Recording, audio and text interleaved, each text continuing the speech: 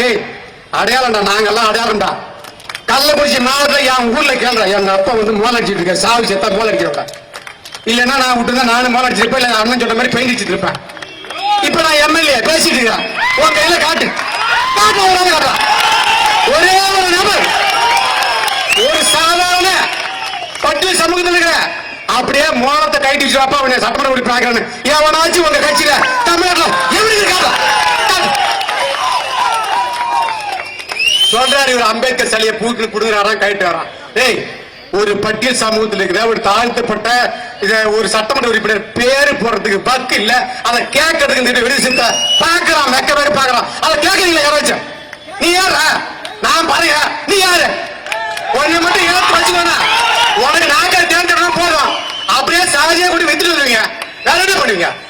ஏய், இந்த சாதியின் அடையாள சின்னம் தான் எங்க மாவட்ட சொல்றீங்க. அண்ணா எடப்பாடி சாதி அடையாளம் என்ன சொல்றீங்க? யாருக்கு தெரியும்? ஒவ்வொரு இடத்துலயுமே ஒவ்வொரு தமிழகத்துக்கு முழுக்க இருக்கிற, குறிப்பா கள்ளக்குறிச்சி மாவட்டத்தில் நினைத்து பார்க்க வேண்டும். ஒரு ஸ்ரீரங்க பிராமணர் நிறைந்த பகுதி, நேரடி திராவிட சித்தாந்தத்துக்கு நேர் எதிரான பகுதி. அங்க தலித் பட்டியல் சமூகத்தை சேர்ந்த தலித் ஏழ்மலையில நிக்க வச்சு எங்க அம்மா பார்லிமெண்ட் உறுப்பினரா ஆக்கின கட்சி தான் அந்த கட்சி. இன்னமும் சீன் போட்டுக்கிட்டு இருக்கீங்க. டேய், அதுவும் கூட அந்த மண்ணில நாங்க வந்து அண்ணாதிராவிட முன்னேற்ற சார்பாக தலித் ஏழ்மலை நிக்க சொல்ல, சாதாரண பறைய நிக்கிறோம் சொல்லி ஜெயிச்சிருந்தார். அப்படித்தான் ஒவ்வொன்றுமே.